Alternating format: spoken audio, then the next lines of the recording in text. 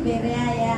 Kita puji Tuhan mulai merangkak, kalau kayak gini mulai merangkak. Kita mau menyembah Tuhan, kita mau bawa hati kita kepada Tuhan.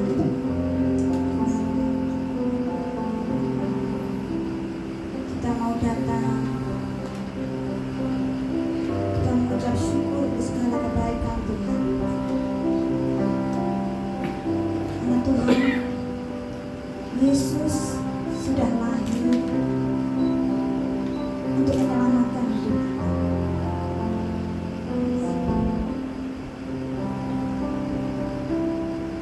Mari kita mau bersama-sama katakan sembah dan puji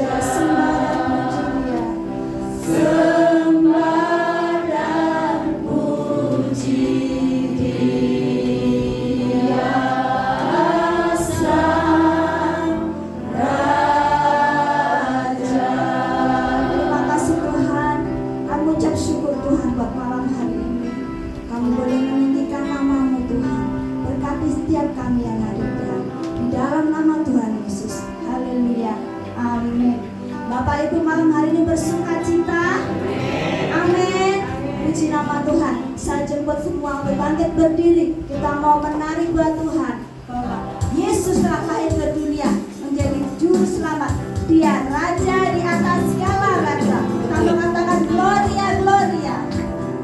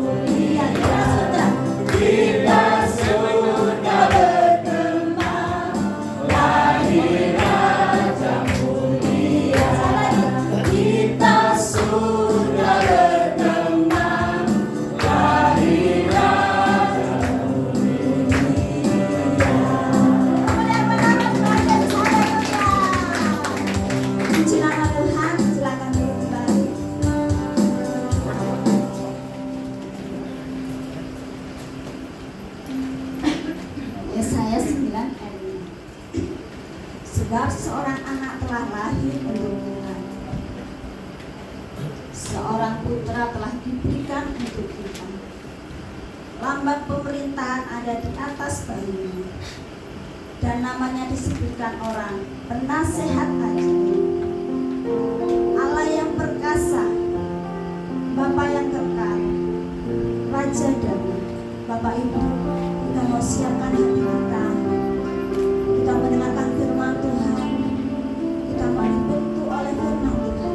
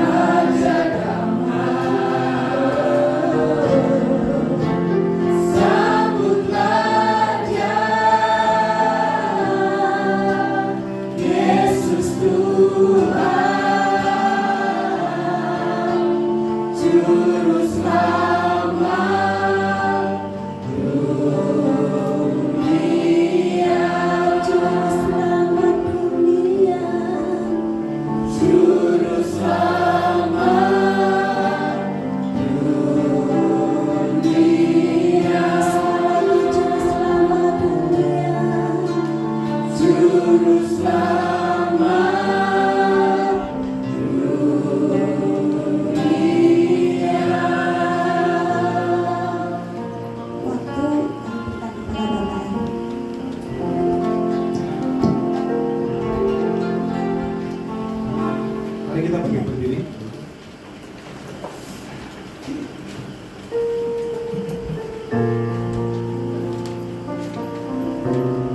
Mari kita angkat refren pujian ini. Kita menghayati, kita sungguh-sungguh di situ. Sekali lagi dengan hati penuh syukur kita pujian ini kepada Tuhan. Sehat aja Allah yang perkasa, Bapa yang kekal, Raja sambutlah Dia, Yesus Juru Selamat dunia. Sekali lagi, penasehat ajar, Allah yang perkasa, Bapa yang kekal, Raja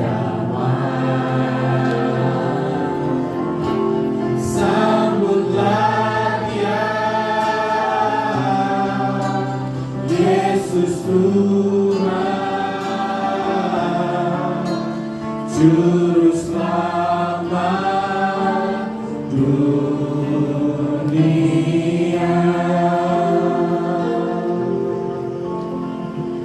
Kalau malam hari ini kami datang, kami bersama-sama bersekutu, bukan sekedar lagi kami merayakan Natal sebagai kebiasaan kami, tapi kiranya malam hari ini kami mendapatkan sesuatu pencerahan, kami dapatkan hikmat, kami dapatkan hatimu sendiri untuk kami melangkah di hari-hari depan yang banyak tidak pasti.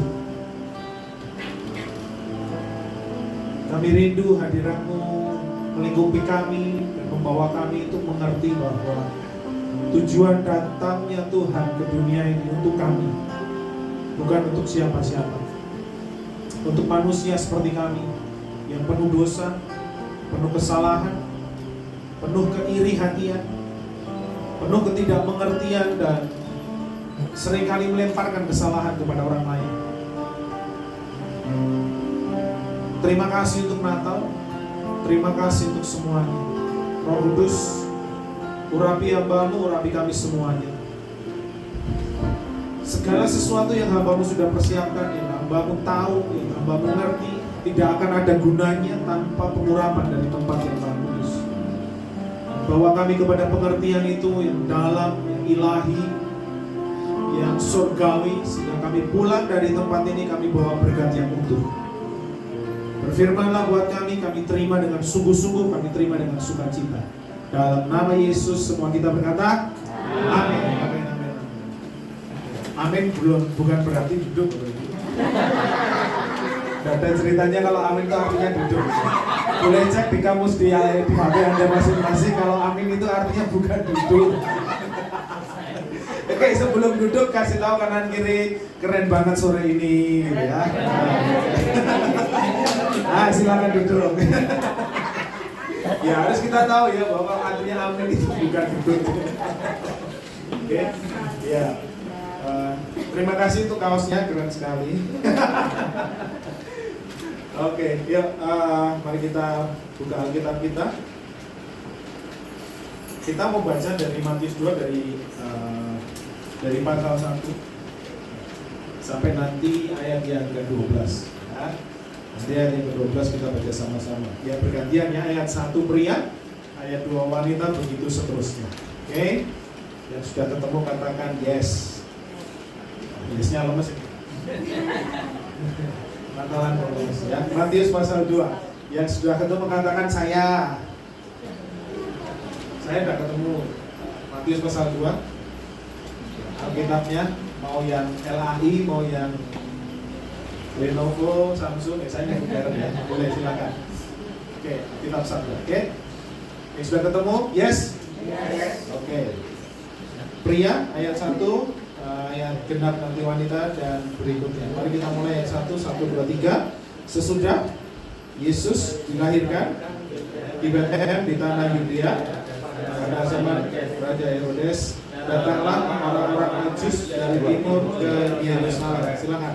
Dan bertanya-tanya orang-orang Yahudi yang baru dilahirkan itu, kami telah melihat bintangnya di timur dan kami datang untuk menyembah Dia.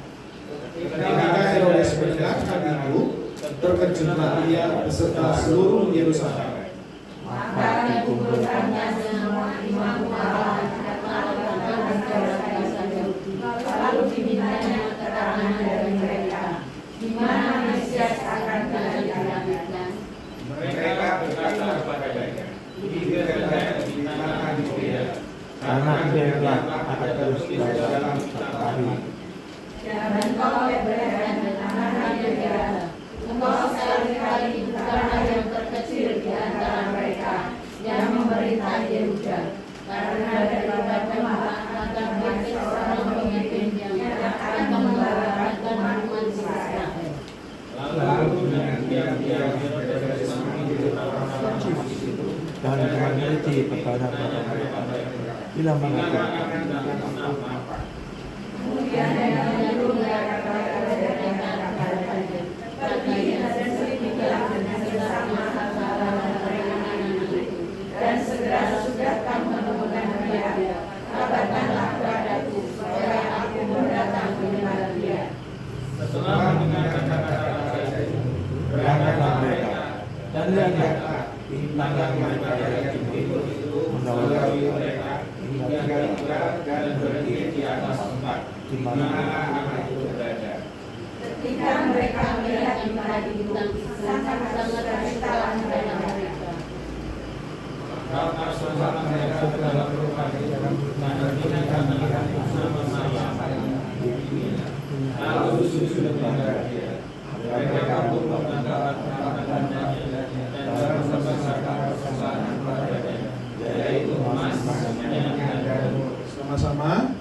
Dan karena peringatkan dalam mimpi supaya jangan kembali kepada Herodes, maka pulanglah mereka ke negerinya melalui jalan lain. Ya, Bapak Ibu, saya bawa catatan ya. Saya coba pakai catatan ya, ini ada 30 lembar, jadi sabar. Bangga. Pulang besok kita ya. Nah, di pasal ini Bapak Ibu kita mendapati kisah ini. Ya. Ternyata sejak kecil Tuhan kita itu sudah mengalami banyak penderitaan. Betul? Ya kan? Percaya enggak? Tuhan itu ternyata juga apa ya? Dia itu hidupnya sangat sederhana sekali. Dan bahkan sejak lahir aja tuh dia sudah mengalami yang namanya penderitaan. Tempat lahir pinjam. Betul? Ya. Perjamuan malam terakhir pinjam tempatnya. Keledai yang untuk mengarak dia masuk ke kota Yerusalem pinjam. Jangan punya pikiran, oh Tuhan kita suka ngutang. Bukan, beda. Bahkan ketika dia meninggal mati di kayu salib, kuburannya pinjam. Jadi buat kita hari ini kalau kita belajar kebenaran dari Matius pasal 2, sejak kecil itu Tuhan sudah kenyang namanya penderitaan. Jadi kalau kita hari-hari ini lagi ada masalah, Bapak Ibu bilang sama kanan kiri, nggak usah baperan lah. Bilang, jangan ketawa, bilang sama sebelahnya. Kalau kita punya masalah jangan baperan lah, gitu ya. Yesus sejak kecil sudah mengalami masalah, ya. Bahkan ini, kalau kita mulai dari ayat 1, 2 dan seterusnya ya. Bahkan ini adalah sebuah penghinaan besar buat Tuhan Yesus Kristus. Di kitab perjanjian pasal di perjanjian lama dikatakan bahwa orang ini, pribadi ini adalah pribadi yang sangat dirindukan. Orang-orang Yahudi merindukan datangnya Mesias. Dirindukan semua bangsa untuk membebaskan dari segala masalah, betul? Sampai ada nubuatannya. Kamu yang kota kecil, sampai ada nubuatan bahwa ini pribadi yang sangat dirindukan. Tapi hanya sedikit saja yang memakai, hanya sedikit saja yang memperhatikan. Bahkan kelahirannya dianggap ya nggak terkenal, biasa. Mau lagi pada sensus, bahkan kadang mungkin dianggap nggak jelas. Karena apa? Tempatnya tidak. Kalau yang namanya anak Allah, pencipta langit dan bumi dan seluruh isinya, Bapak di surga itu kalau jual satu planet nggak ada yang bisa beli. Planet Sagittarius, planet Sagittarius itu bukan planet ya apa? Siapa yang masih suka horoskop? Kalau satu planet aja Tuhan jual nggak ada yang bisa beli. Kalau kita ngomong anak Allah datang ke dunia, lahir ke dunia, sudah sewajarnya kita menyambut dia dengan gegap gempita, dengan sorak-sorai, pesta rakyat, upacara meriah. Kayak kemarin ya, presiden kita barusan meriah, luar biasa. Bahkan kalau orang Israel tahu, Romawi tahu, harusnya mahkota dan tongkat kerajaan itu ditaruh tuh di bawah kaki mungil itu. Kalau tahu bahwa ini adalah anak raja yang lain.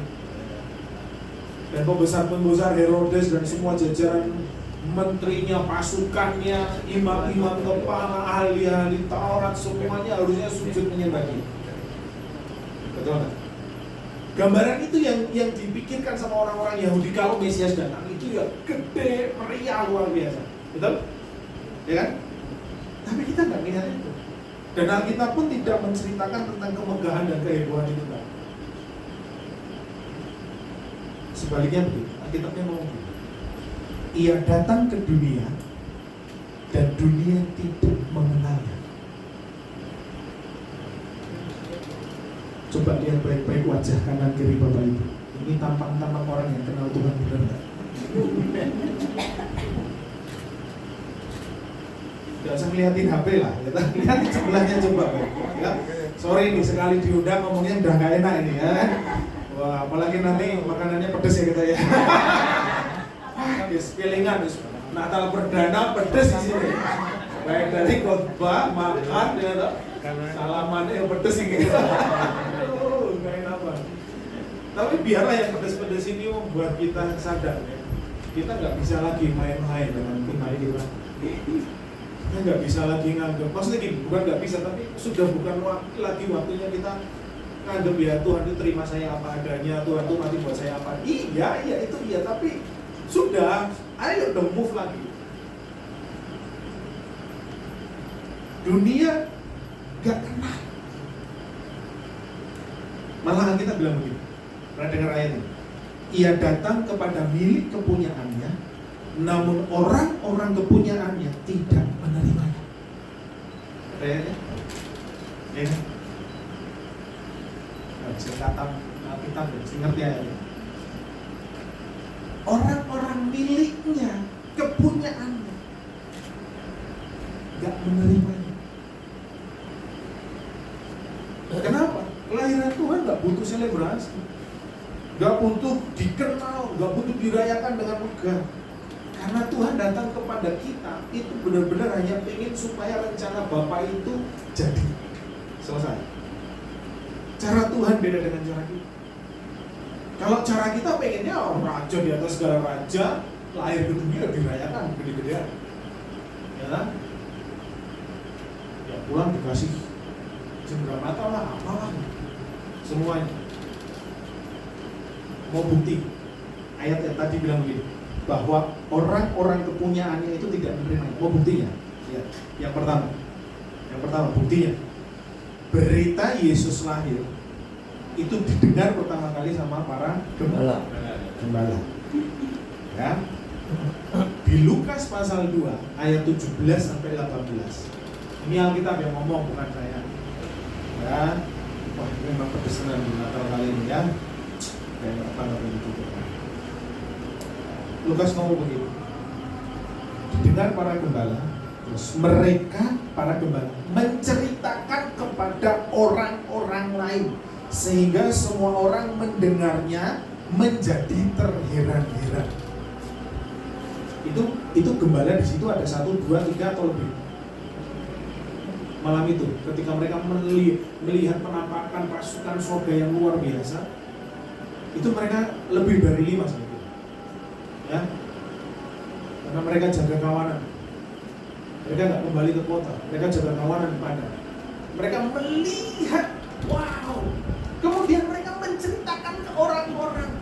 Alkitab, Lukas hanya ngomong semua orang mendengar dan menjadi heran. Titik. Cuma terheran-heran. Alkitab di Lukas pasal 2 ayat yang ke-17-18 cuma dikatakan di sana mereka orang-orang yang mendengarnya itu menjadi terheran-heran. Heran tak, titik, sudah. Gak ada kelanjutannya. Gak ada sorak-sorai. Gak ada ngadain pesta. Gak ada ngadain ucapan syukur. Gak ada. Hanya terheran-heran. Beda dengan kita ya. Yang ulang tahun siapa? Yang dapat kaos siapa? Saya. Yang ulang tahun Tuhan Yesus yang dapat kaos saya.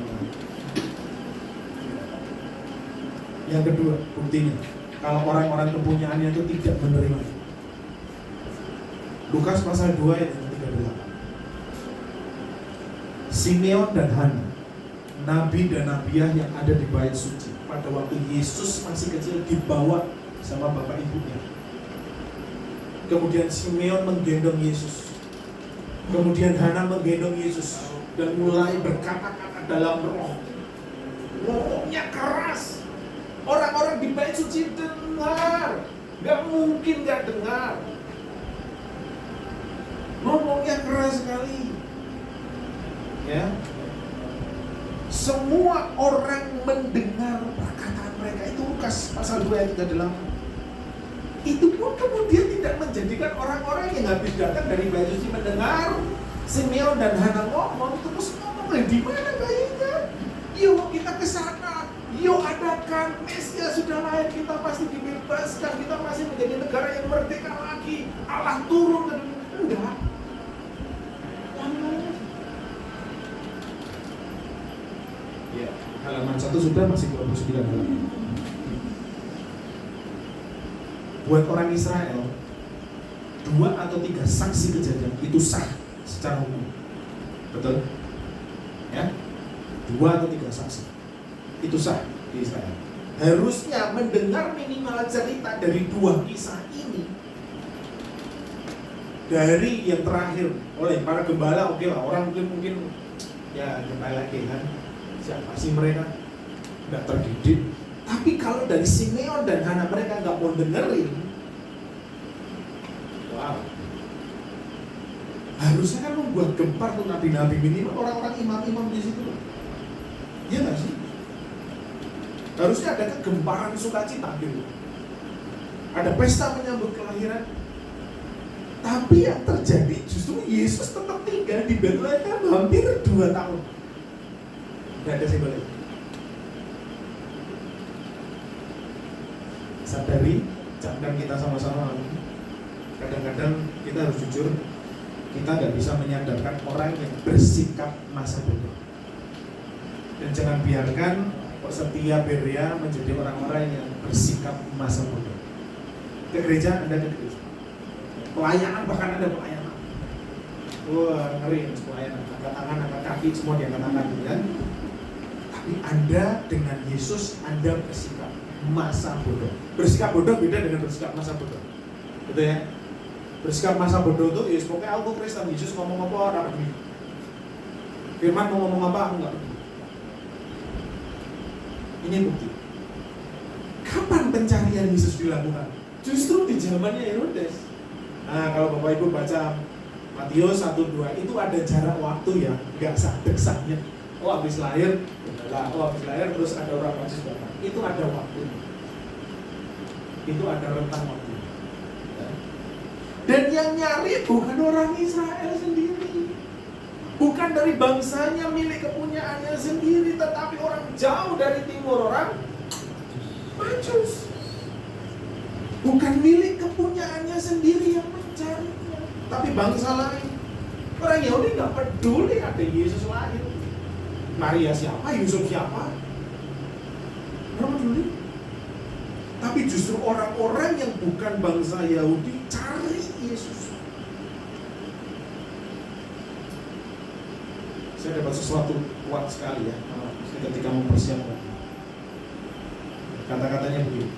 Seringkali mereka yang merasa terdekat dengan sang sumber justru yang paling jauh dari tujuan. Saya ulangi. Seringkali mereka yang merasa terdekat dengan sumber justru seringkali yang paling jauh dari tujuan. Jangan sampai Anda merasa Anda ini Kristen, Anda ini merasa menyembah Tuhan, tapi sesungguhnya justru sebetulnya tujuan hidup Anda itu melenceng dari tujuan maunya Tuhan.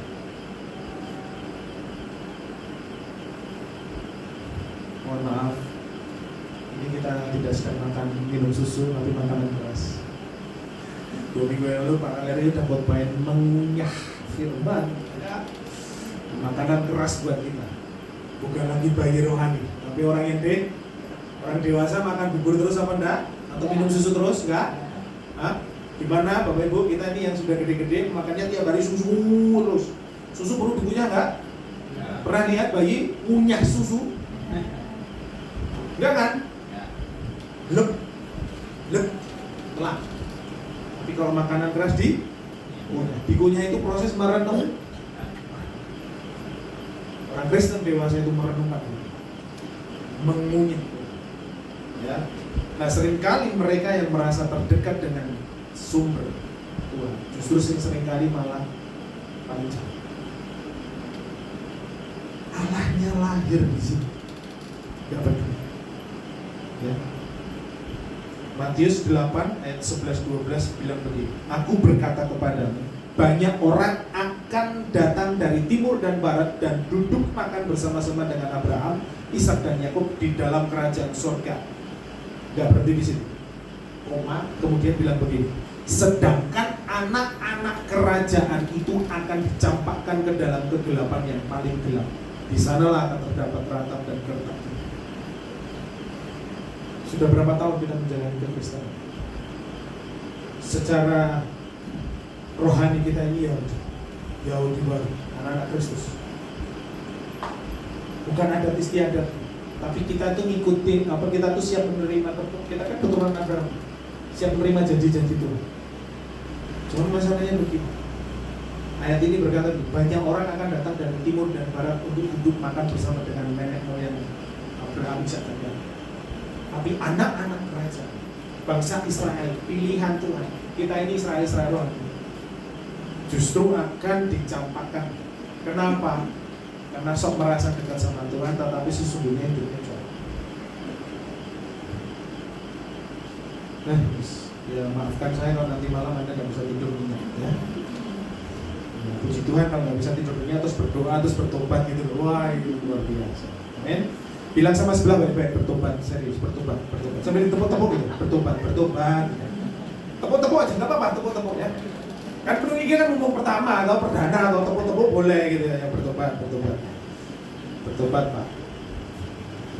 Orang Majus ini itu orang yang bijaksana, orang yang pandai,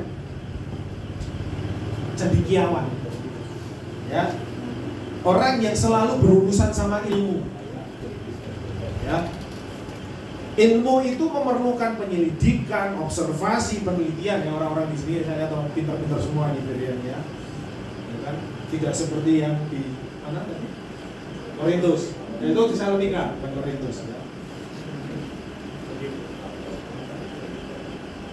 Jadi ketika mereka melihat bintang, itu tuh bukan mereka bintang apa gede padang gitu, lebih terang dari enggak. Itu didasarkan benar-benar ke penelitian pengetahuan zaman itu. Gak main-main, gak iseng. Orang bintang HP, parah dia. Kayak kita loh, habis konser kayak ngapain ngangreng nongkrong gitu, enggak gitu. Bener-bener bahwa mereka itu meneliti, mencari raja yang baru bukan karena iseng selo. Datang dari timur. Itu jauh. Dan persembahan yang mereka bawa itu bukan persembahan yang sembarangan.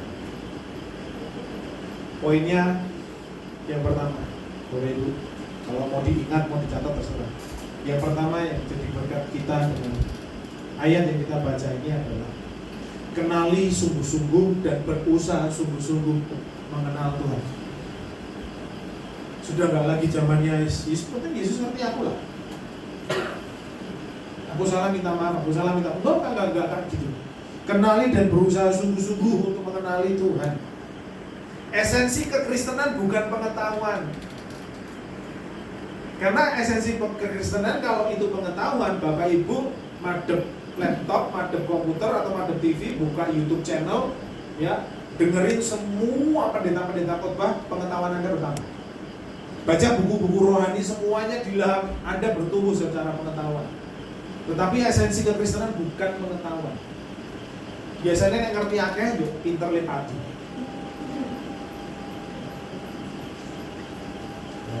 Bilang sama sebelahnya, aku tahu siapa yang dimaksud sama Bang Erwin.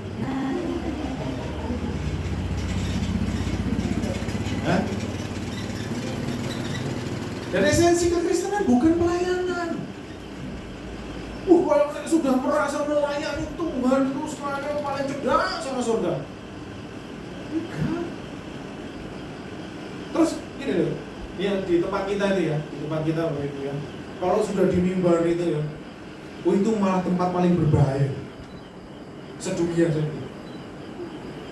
Kenapa? Karena sama nggak yang ditampilkan di sana sama yang di kehidupan sehari-hari? Sama nggak? Ya, Jumat Alida itu kan Jumat yang sadis. Ini langsung ya. Pelayan salah. Maksudnya saya sering kali ngomong sama teman-teman yang mau melayani ya. Ada rekrutmen AW gitu deh. Saya sering ngomong sama mereka yang calon-calon pelayan. Jemaat itu berhak dalam tanda petik menghakimi kamu. Kalau kelihatan di mimbar kamu oke, di luaran kamu ini. Jadi pelayan. Tinggal ngomong. Ya kan? Esensi kekristenan bukan pelayan. Esensi kekristenan itu mengenal. Esensi kekristenan itu pengenalan. Jadi kenali benar-benar Tuhan kita. Kenali benar-benar Tuhan. Nah, sekarang saya mau tanya nih sama Bapak Ibu. Kalau saya ngomong hidup kekal, terus yang terlintas dalam pikiran Bapak Ibu apa? Kalau saya ngomong hidup kekal, yang terlintas aja dalam pikiran Bapak Ibu apa? Yuk, silakan. Ini gak ada jawaban salah. Salah siji ya biji songo gitu ya. Salah tulis salah tiga gitu. Surga. Yang lain? Bertemu Kristus. Yang lain? Ikut Tuhan. Yang lain? Hidup dalam Kristus selamanya. Hidup dalam Kristus selamanya. Yang lain? Ayo, Berea kan lebih baik daripada bisa lebih. Ayo. Hidup kekal. Ibu hidup kekal itu apa? Saya tanya dia kagak tahu. Yuk buka Alkitab kita ayatnya. Saya berharap Anda tidak kaget-kaget dengan ayat ini karena ini Tuhan yang ngomong bukan saya. Definisi hidup kekal Yohanes 17 ayat 3.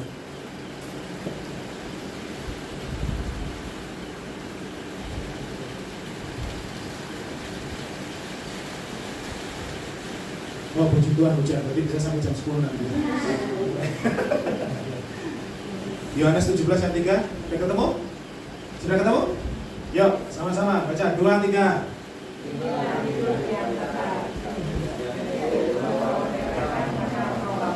Satu-satunya Allah yang benar dan mengenal Yesus Kristus yang telah Mengenal. Ini Tuhan loh yang ngomong.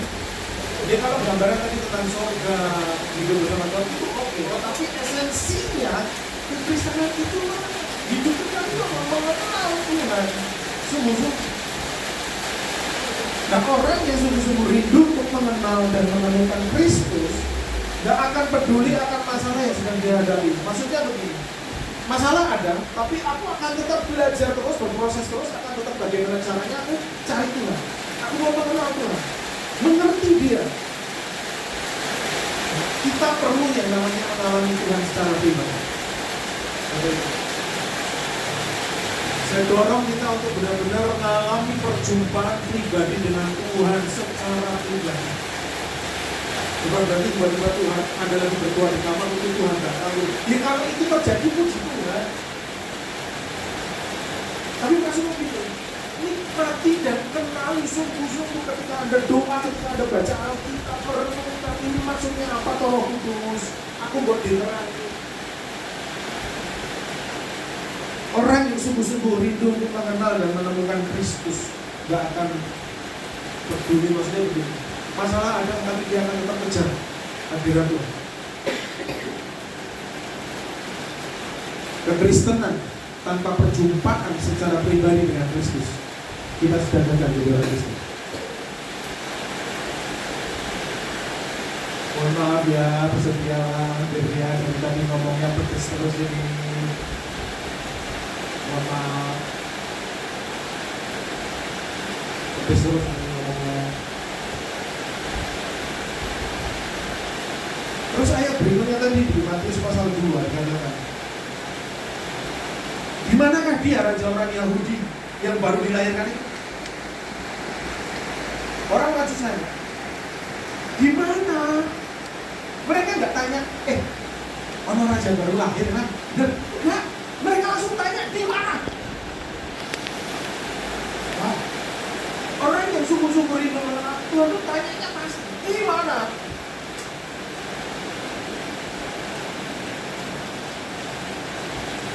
Mereka yang tahu sesuatu tentang Kristus pasti rindu mengetahui lebih banyak lagi tentang dirinya. Orang Yahudi mungkin tanya begini, kok kamu nanyain itu? Orang Majus ngomong ini, kami sudah lihat tandanya, bintangnya di timur sana. Terus apa urusannya kalian orang timur sama kami orang Yahudi? Kami mau datang. Udah mana aja? Kami mau datang apa? Perhatikan loh, orang yang hatinya sudah penuh dengan kerinduan dan rindu terus untuk mencari hadirat Tuhan, pasti akan datang mencari hadirat Tuhan itu dengan sungguh-sungguh, menyembah Tuhan dengan sungguh-sungguh, menghormati Dia dengan sungguh-sungguh. Poin pertama, kenali, sungguh-sungguh kenali Tuhan kita. Tanpa perjumpaan secara pribadi dengan Tuhan, kita sedang gagal di dalam Kristus. Wah, sepertinya aku sih waduh, sepertinya aku udah pelayan.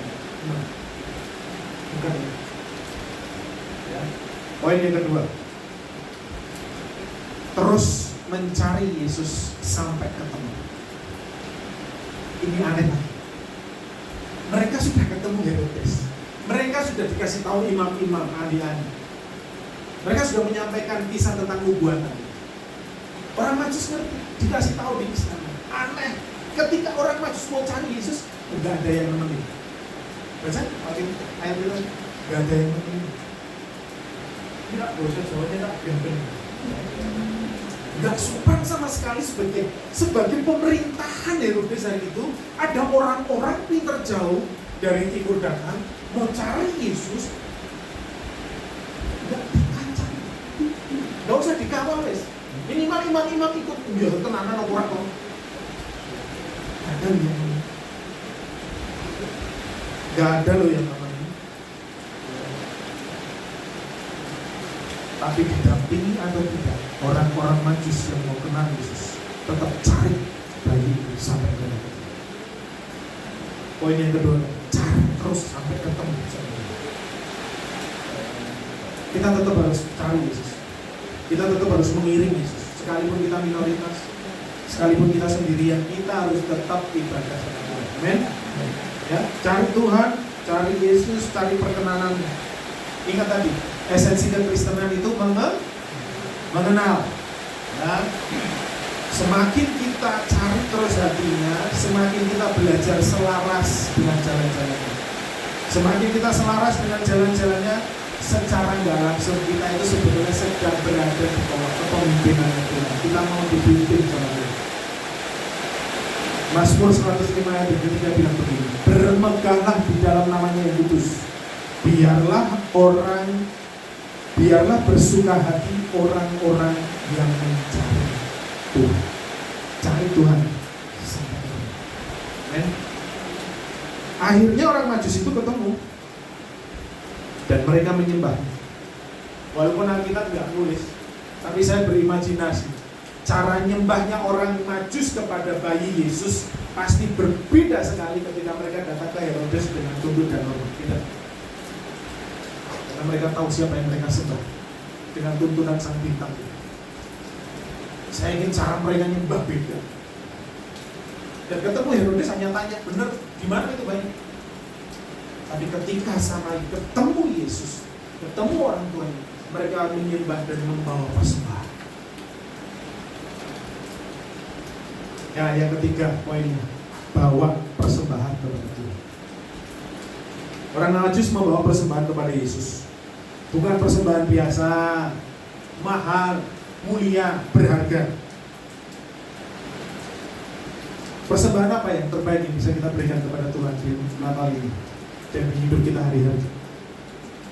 Apa yang bisa kita persembahkan? Perpuluhan kita? Bohong. Sudah dipakai. Kalau bilang yang terbaik ya semuanya. Orang mangan sesasa. Kalau kerja, kalau wira swasta, kadang naik, kadang turun. Kalau yang terbaik kan berarti semua. Kan nggak mungkin. Kadang-kadang saya jadi WL waktu sebelum pandemi kan jam persembahan. Saya bilang, mari kita bawa persembahan. Dan sebelumnya kita berdoa. Saya berdoa mimpin jemaat persembahan, saya nggak kasih persembahan. Karena petugas pelita nggak naik tuh Mbak, ya lah. Jadi semua yang tugas itu nggak kasih persembahan. Oh iya. Sudah mimpin doa persembahan malah nggak kasih persembahan. Andre, betul Andre? Betul kan? Dan sebelum pandemi kan gitu lah. Nah, liturgi kita kan gitu, habis Paisa, Valeri khotbah gitu. Mesti kan persembahan. Asar ngelilingnya yang jemaat, yang pelayan berarti begini. Bisa diusulkan itu mungkin ke depan. Kalau kita pakai kantong lagi gitu. Yang terbaik yang kita bisa berikan satu aja, ucapan syukur. Itu yang terbaik.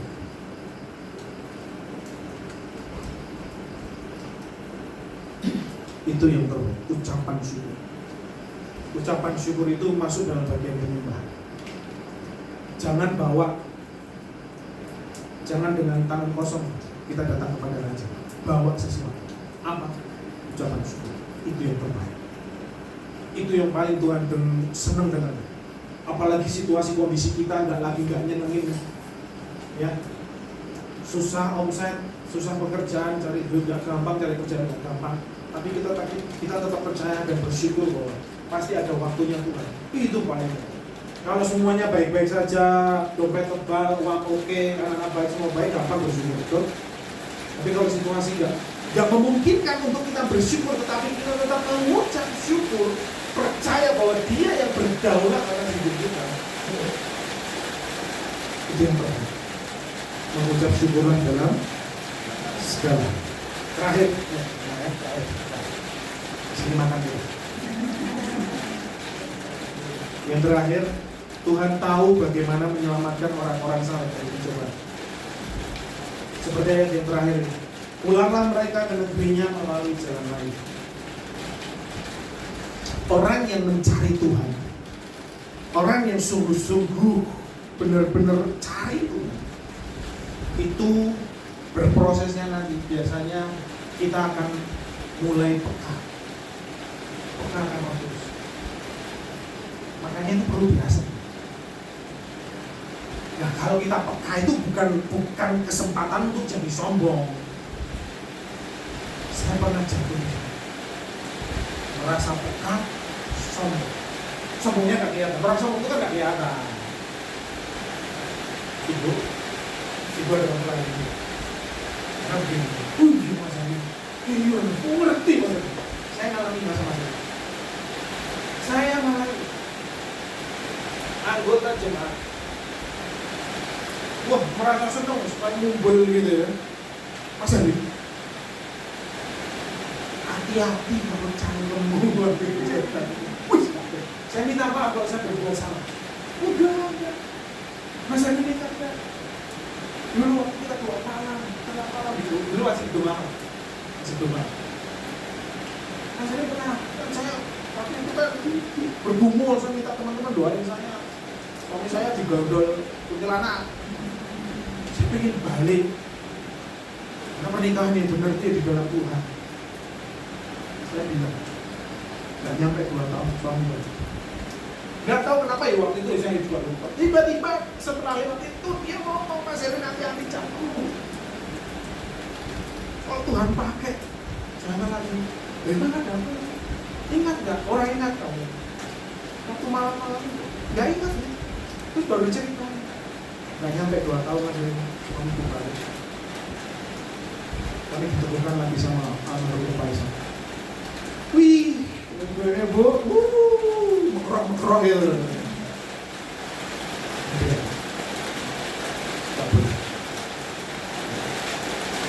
Kita itu memang kalau kita semakin dekat sama Tuhan, belajar, itu tuh Tuhan kasih kepekaan. Tapi bukan untuk kesempatan kita jadi sombong. Gak boleh. Ya. Biasanya kalau sudah merasa sombong, akhirnya kita sudah mau buka lagi, nggak mau doa lagi, jadi nggak peka. Dia ngawur. Mulai ada masalahnya. Dia ngawur, dia tembak ke dukun. Jadi nggak peka. Ya. Ketika orang Majus diingatkan lewat mimpi untuk tidak kembali kepada Herodes, mereka takut. Kenapa? Peka. Mereka nggak main-main dengan suara kelihatan di mimpi mereka. Mereka tahan. Mereka nggak berdebat untuk mimpiran. Aku mimpi ini. Ini paling sudah mimpi karena kita kecapean nih jalan dari jauh dari timur. Enggak. Mereka tahan karena tahu siapa yang mereka semua. Enggak main. Mungkin tidak semua masalah Tuhan jauhkan dari hidup kita. Memang kadang Tuhan pakai masalah untuk membuat kita bertobat, untuk membuat kita dewasa, untuk membuat kita lebih berhati-hati. Tapi kalau toh pun Tuhan meluputkan kita dari pencobaan, itu supaya kita nggak lebih jatuh lagi, nggak lebih parah lagi akibat dosa yang kita lakukan.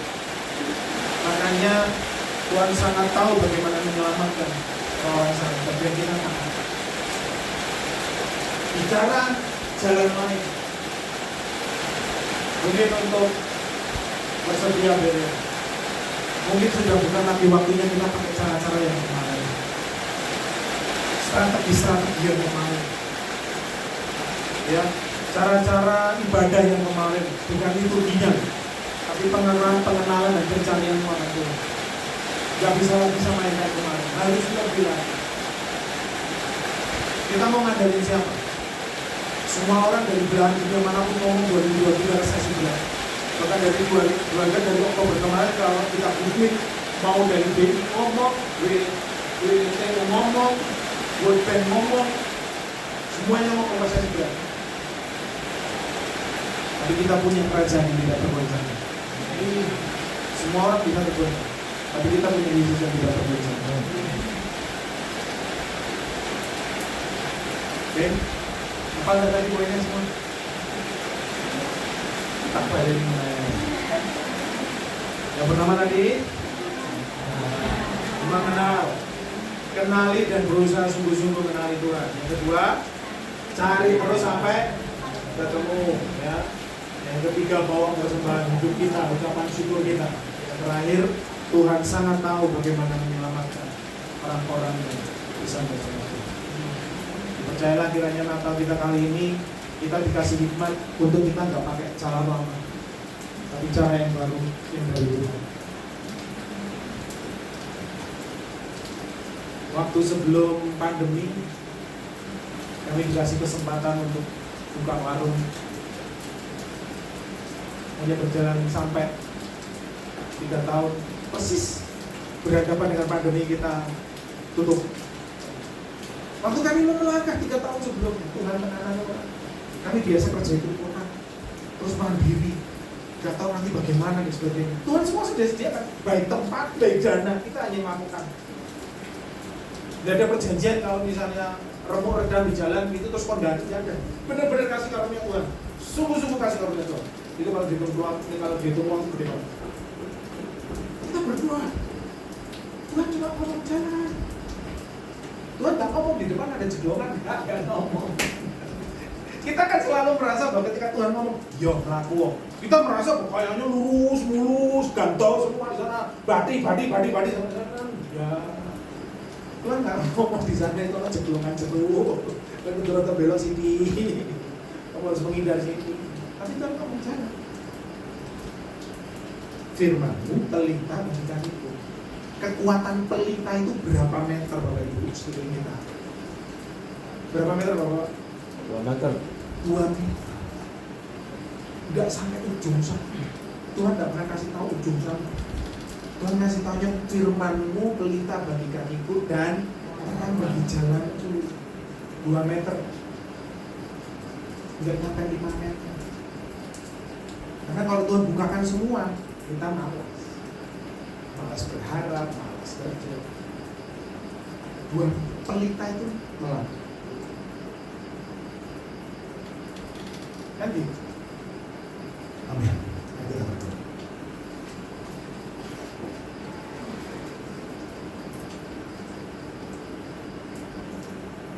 Terima kasih untuk firman malam hari ini. Banyak hal yang kami nggak sadari yang sudah kami lakukan sepanjang tahun ini. Dan kalau malam hari ini kami diingatkan betapa kami sangat-sangat membutuhkan Tuhan. Kami sangat-sangat membutuhkan.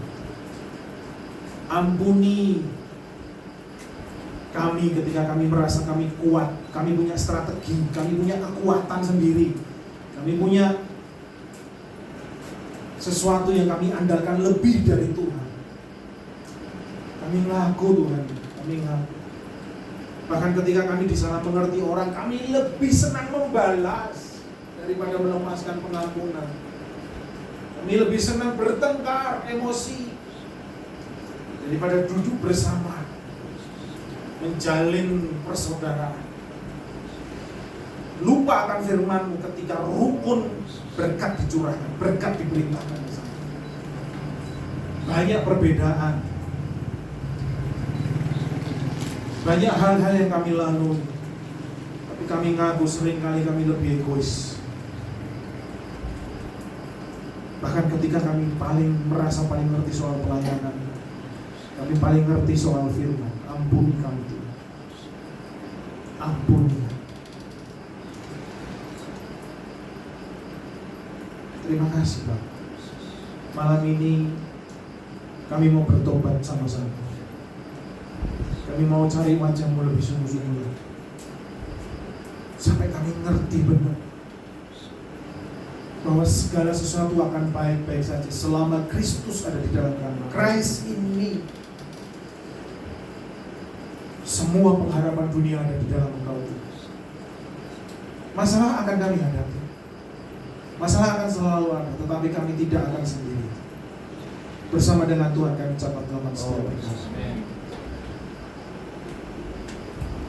Dan biarkan hidup kami adalah seperti persembahan yang hidup, yang kudus, yang berkenan kepada-Mu.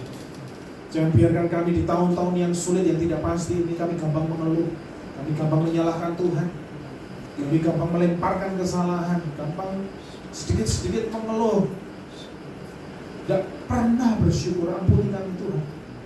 Kami mulai membanding-bandingkan. Ketika kami melihat medsos, kami mulai iri dengan teman-teman kami yang sudah berhasil ini dan itu. Ampuni kami Tuhan.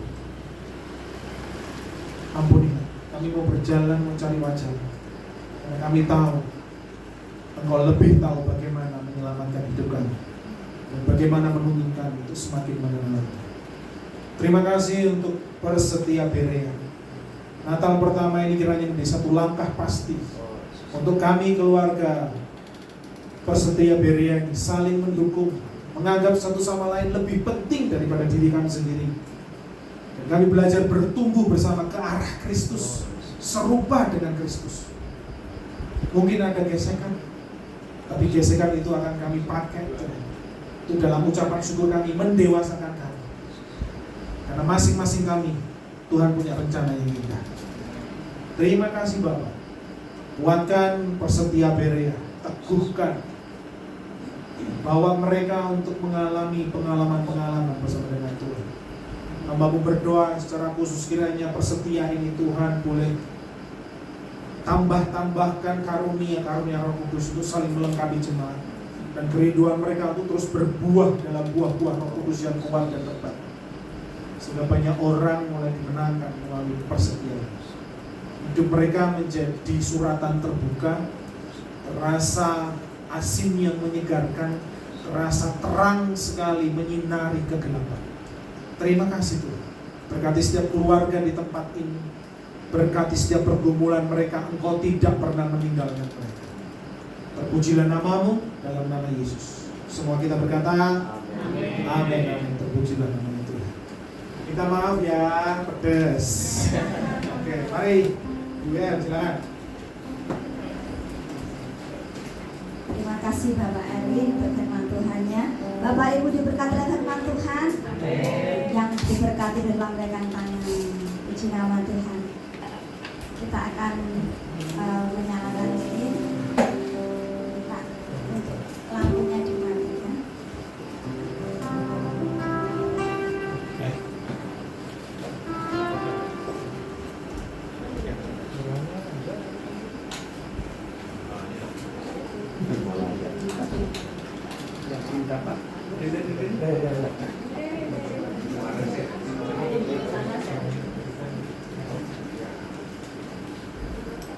Kita akan pujikan nama Yang Kudus.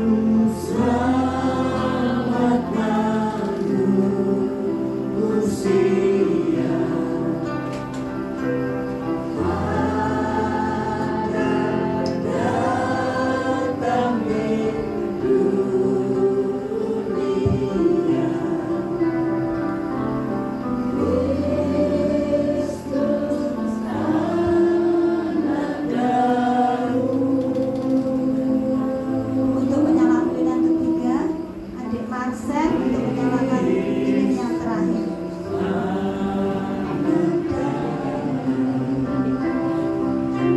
Anak kecil, anak kudus.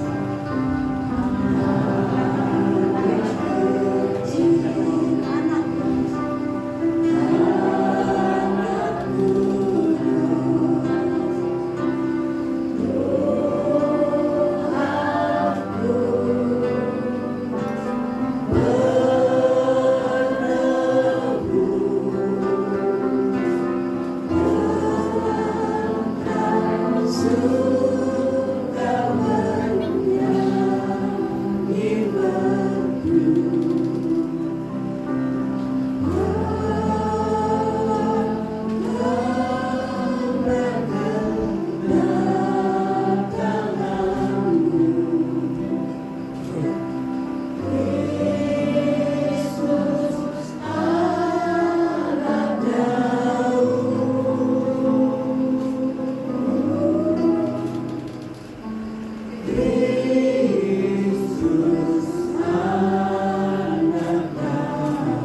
Kristus anak Daud.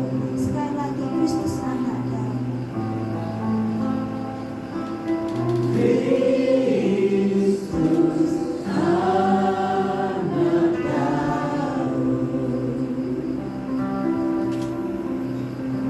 Karena Tuhan, kita sudah menyalakan lilin, kita akan memberikan persembahan buat Tuhan. Kita mau siapkan persembahan. Yang bertugas dipersilakan.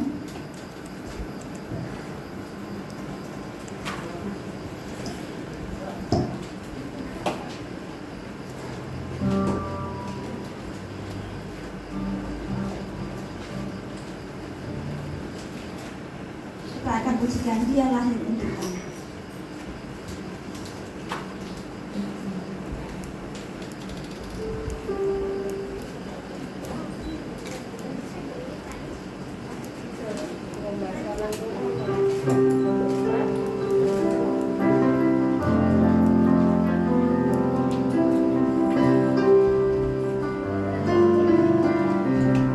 Dia lahir untuk kami.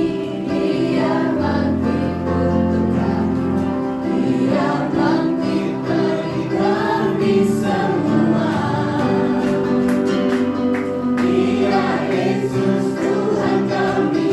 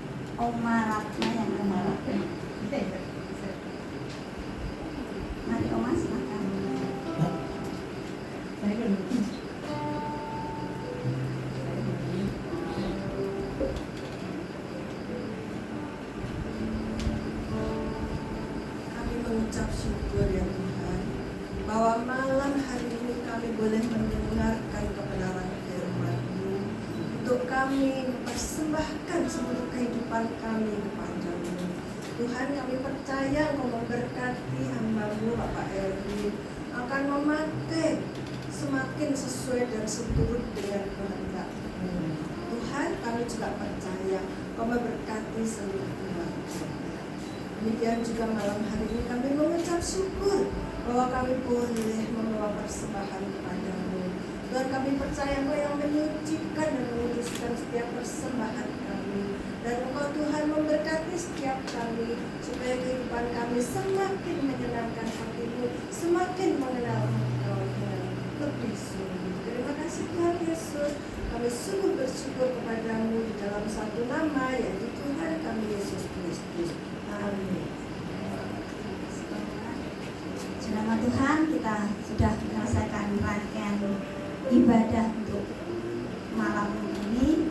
Untuk waktu selanjutnya, saya persilakan Ibu Jenika yang akan memimpin sekaligus memberikan pengumuman.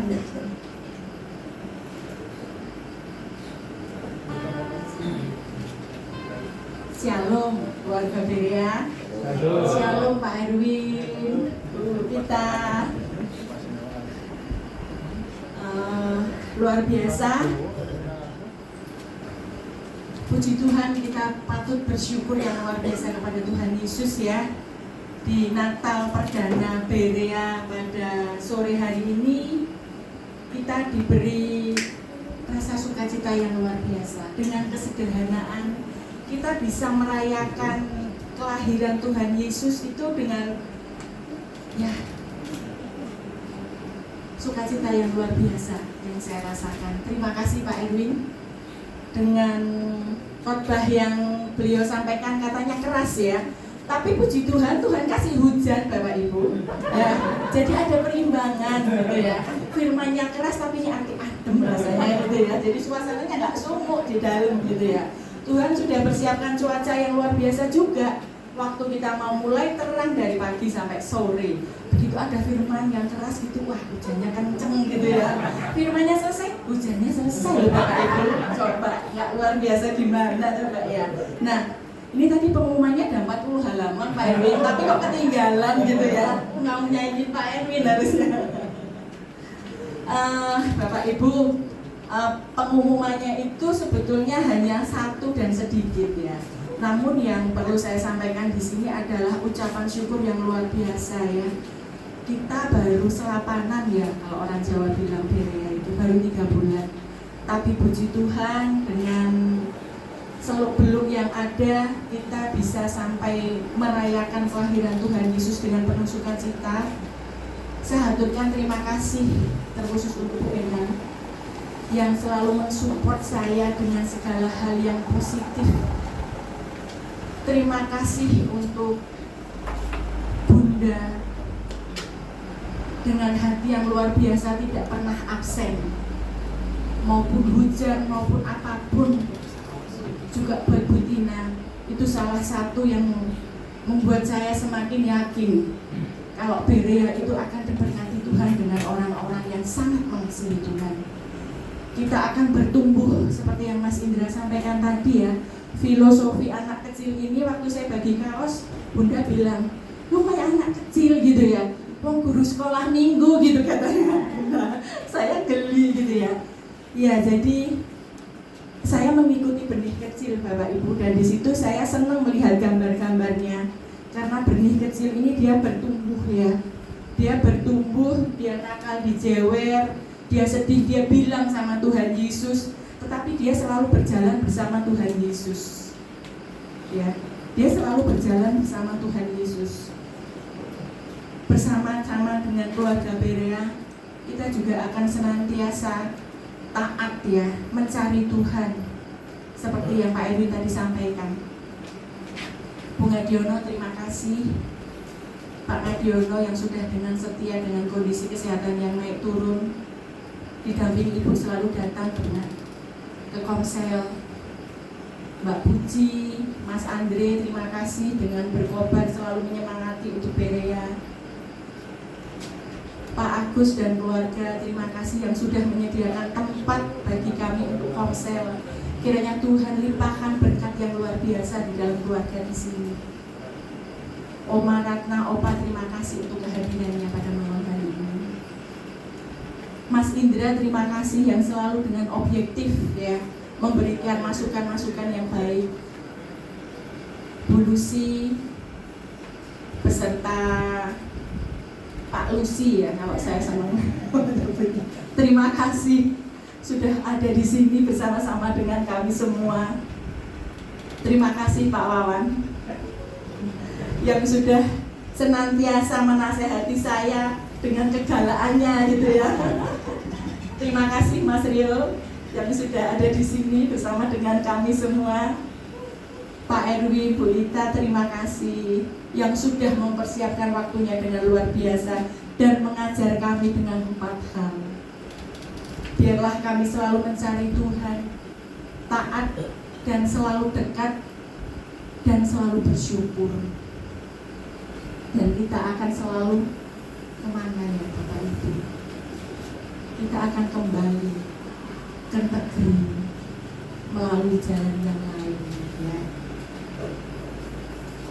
Mari kita sama-sama selalu melakukan kasih. Melakukan kasih itu nggak mudah, tetapi selagi ada kesempatan, hanya itu pegangan kita. Kita mencari Tuhan, kita ingin selalu dekat sama Tuhan. Kita mencari kasih dan menebar kasih. Nah, intinya pengumumannya ya. Pengumumannya yang 40 lembar tadi saya rangkum jadi 1. Kita komselnya ketemu lagi di awal tahun, di minggu ketiga atau ke-1 nanti disusulkan ada pengumuman di mana kita akan berkumpul untuk komsel kita perdana. Silakan lagi, itu sebetulnya pengumumannya hanya itu yang 40 lembar itu. Mbak Uji, kami kembalikan waktunya. Terima kasih seluruh keluarga Bereaku. Tuhan memberkati kita semua.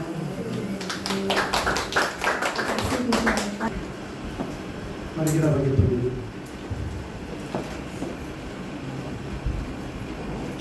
Terima kasih untuk setiap rangkaian acara dari awal, pertengahan sampai akhir. Kiranya sukacita Natal mengalir buat kami malam hari ini, dan terlebih Tuhan kerinduan kami terus bertumbuh dalam kebenaran akan firman. Sekali lagi hamba-Mu berdoa untuk Persetia Berea di usia yang boleh dikatakan baru berjalan. Kami percaya bahwa kedewasaan tidak diukur dari panjangnya usia, tapi dari sikap respon dalam menerima sebuah tanggung jawab.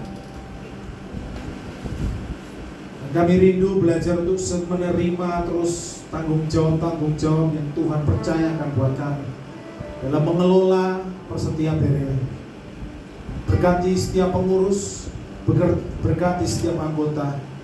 Kerinduan kami semakin nyala-nyala untuk bertumbuh, belajar terus menjawab, mengerjakan tanggung jawab yang Tuhan berikan melalui Persetia di tempat ini. Sehingga kedewasaan sekali lagi tidak diukur oleh panjangnya usia, tapi akan penerimaan, akan sebuah tanggung jawab. Itu tercermin buat Persetia di tempat ini. Terima kasih Bapak, kami mengucap syukur kepada-Mu. Kiranya berkat Natal ini mereka terima, bawa pulang, merenungkan kembali Tuhan.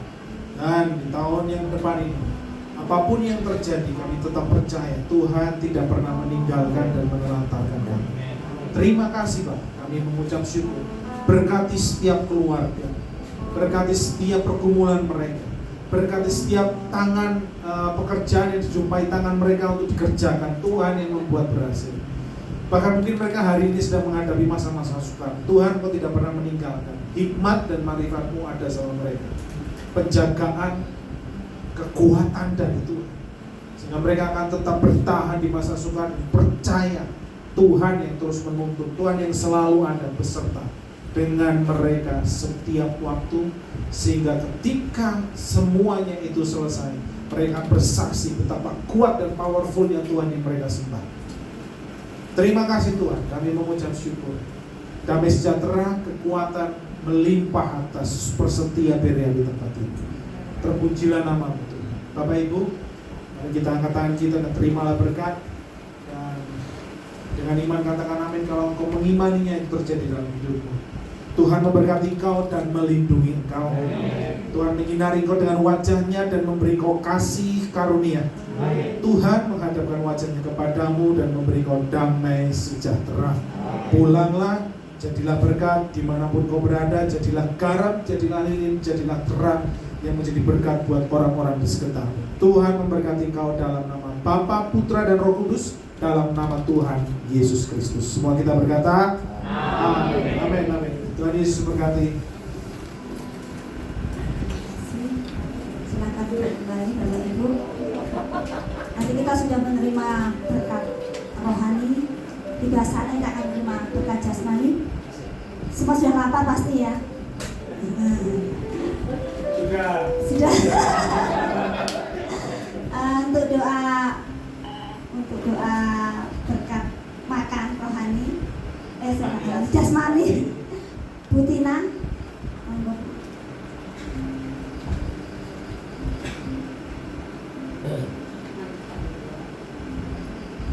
Tuhan Bapa kami yang ada di surga, Bapa di dalam Tuhan Yesus Kristus, kami mengucap syukur malam hari ini segala berkat yang Engkau telah berikan, berkat rohani. Terima kasih ya Bapa, kami juga dapat berkumpul itu semua karena anugerah Tuhan. Kalau malam hari ini kami mau makan dan minum, terima kasih untuk berkat yang Tuhan sudah sediakan untuk kami. Berkati juga mereka yang telah mengadakan, menyelesaikan, menyusun dengan rapi makanan dan minuman yang akan kami terima malam hari ini. Terima kasih ya Bapa.